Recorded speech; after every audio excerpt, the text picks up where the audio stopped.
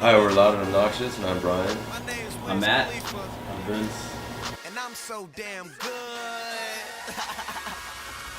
Well, we started screen printing in the garage because our band needed shirts, which is where Glad Rex came from. And then after that, Brian had the idea to start a clothing brand. And he was looking for someone to get involved with it. And at the time, me and Matt were pretty interested in doing something with t-shirts. Like, me and Matt really didn't know what kind of direction we wanted to take it in. So Brian definitely helped us find a direction that we wanted to do. And he got us into the whole streetwear game. And everything after that's been pretty much history. That's pretty much where we started in the garage. I mean, we worked ourselves to the bone for that first month and a half. We didn't hang out with our friends. We actually, and we actually used to keep it a secret from our friends. For the first month and a half, we would hide it. We would hide all of our samples, all of our screens and all that. We would cover them up and when they would come by, they'd be like, "Oh, so what are you guys doing?" Nothing, just hanging out. Yeah, and then the minute they leave, we bring it all back out. We would work, and I think certain points of that time period, we would work 48 hours straight, just printing in the garage. And those were some crazy experimental and learning times. Yeah. But it all paid off. When we debuted ourselves, and then that one dug the shades in September 2007. As for roles, kind of do it all. Kind of hard to break it down, so I don't even know how we go about it. I guess the easiest way is Vince takes care of a lot of the online.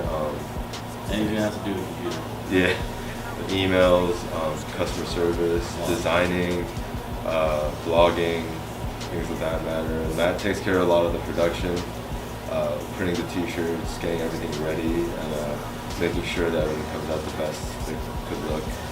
And then I guess I sit in between when it comes to my opinions on how something should turn out or how something should look, and marketing, I guess. Sales now. Yeah, sales.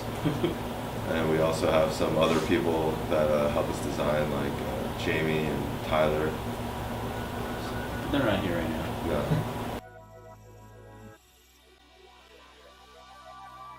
Well, we don't really do a lot of themed lines, really. There's not really some particular direction that we're trying to go. I mean, we've only really done one themed line ever, Summer '08. But other than that, really, whenever we come up with cool ideas, we just want to put that out there in the best way we can. So, and any way we would actually wear it, Yeah, and we just like keeping it together with just a little bit certain lines will have designs that go with each other in a certain way, not just random jumble of different designs mixed together in a certain collection. Yeah, and we like to keep a little bit of continuity, but at the same time, there's no set premise for what makes it to a certain collection and what doesn't. So. Yeah, of course you've got your branding, we want to keep branding as best as we can without overdoing it. Yeah. So that's why we do mix it up, like I said.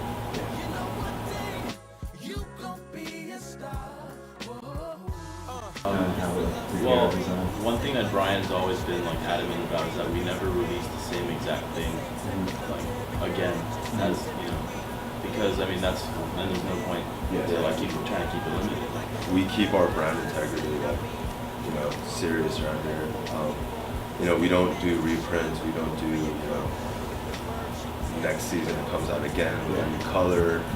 And if something does come back into the eye of the public, there's always something new and different about it. For example, this shirt, when it first came out in winter 2007, it didn't have the cigarette butt. There was a cloud of smoke, and there was an additional piece of design down here, and it was on a black t-shirt. But this time around, we decided to go with a cigarette butt, a new color, just a whole nother take on the shirt. And that's what happens every time we bring something back. So like, you know, the people that went out and supported the first time around don't have to feel like, hey, you know, I bought that back. So when we say we're a limited clothing brand, like we stick to it. The first time around is, you know, the only time it's going to be exactly like that. Well, as for the design, like it was just always, it's always been a classic color combination that has always piqued my interest. And to be honest, it's always a color combo on a fitted that I could never get. So I decided if it's gonna be our first hat, might as well go with something that's classic, you know, timeless, branding, and something that I've always wanted to do.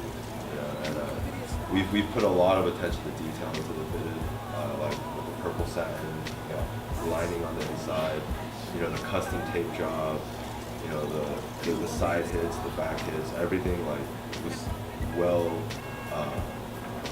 thought out before we went through it. And as for the process, it was kind of like difficult at first since it was our first outsourced garment.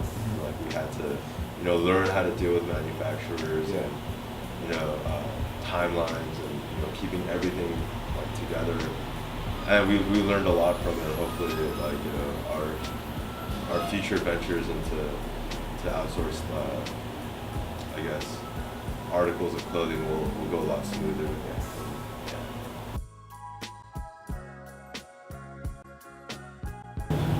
A lot of growth as a brand. I mean, we've learned through trial and error like what and what not to do. So we're definitely gonna. You're definitely gonna see a different side. Like as seasons go by, we've learned a lot when it comes to like different processes for production and all that. So I mean, like this shirt right here was our first 7-color print, and so you're definitely gonna see a lot of growth in the brand. I spent all weekend sleeping on her side of the bed, 'cause I had nothing. Hey mofo, you watching Dope is the New Black.com. It's meant for you.